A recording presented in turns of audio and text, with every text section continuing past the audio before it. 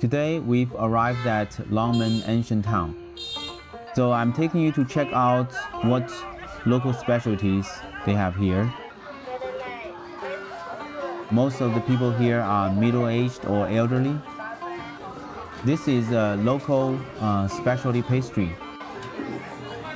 It's a rice cake baked directly on an iron griddle. They brush the griddle with vegetable oil to keep it from sticking.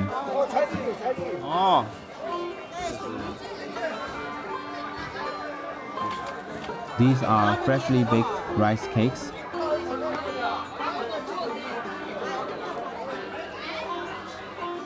Now this next food is a bit unusual. Fermented tofu, it takes a lot of courage to try. And there's also pickled garlic.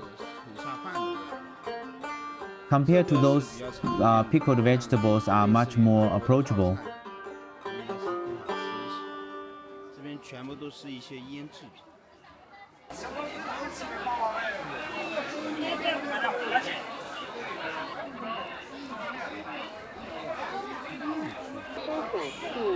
Grapes on a stick for 5 yuan.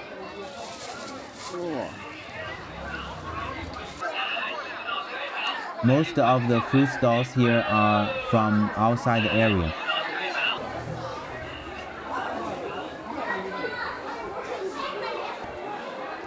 This is the main market area. It feels less lively than the outer area. These are vegetable seeds.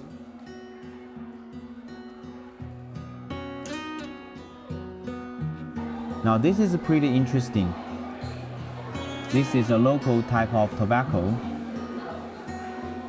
That's right, it's similar to a cigar. You roll it up and smoke it. It's pretty strong, not for the faint of heart.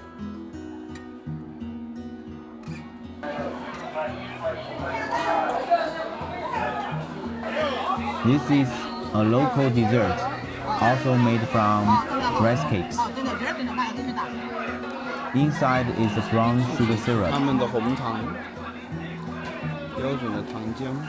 It's cool and refreshing, perfect for cooling down in the summer.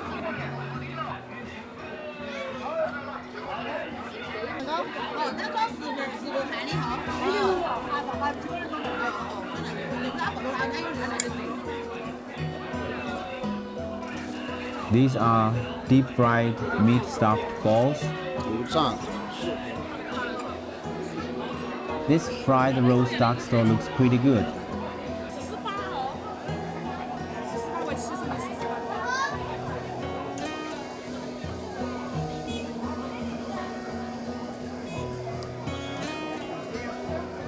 Last time we had the honey-flavored version. This one is numbing, spicy.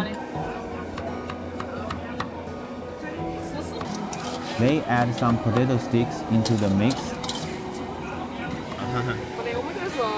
Then toss in chili peppers and other seasonings and stir it all together.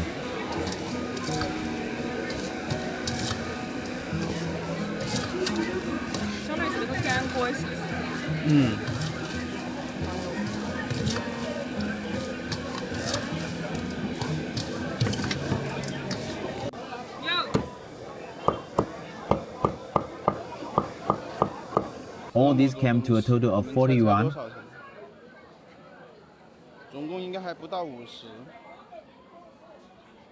Next, let's go check out a local temple. Inside, there's a huge single building entirely built with mortise and tannin joinery.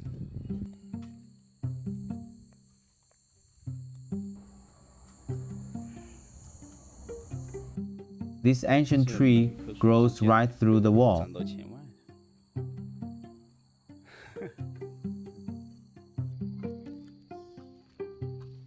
This is it, a building dating back to China's Yuan and Ming dynasties.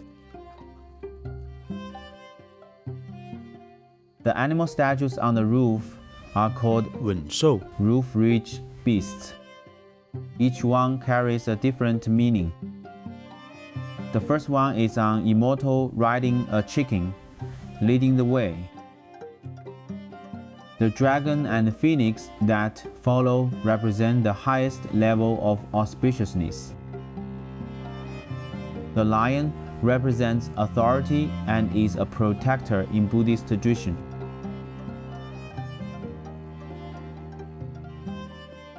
The more animals there are, the higher the rank of the building. That one with the dragon's head and the fish's body is called 螭吻. The main load-bearing pillars are all made of Namu wood. Even from the outside, it looks absolutely magnificent.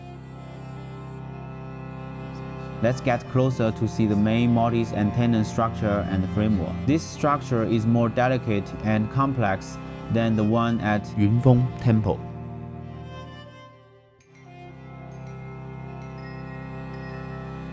There are no nails here at all. Everything is held together by the wood itself.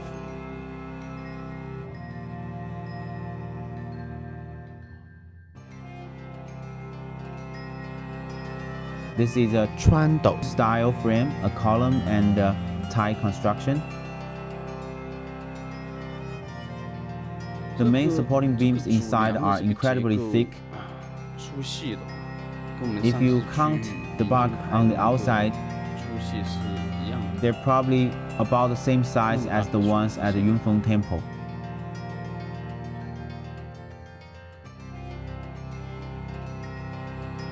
And the load-bearing pillars and the cross beams on top are similar in size.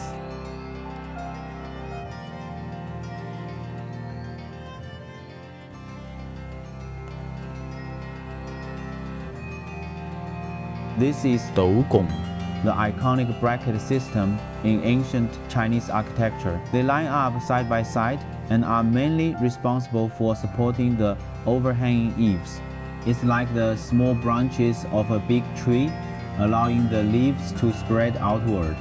They are crucial support points.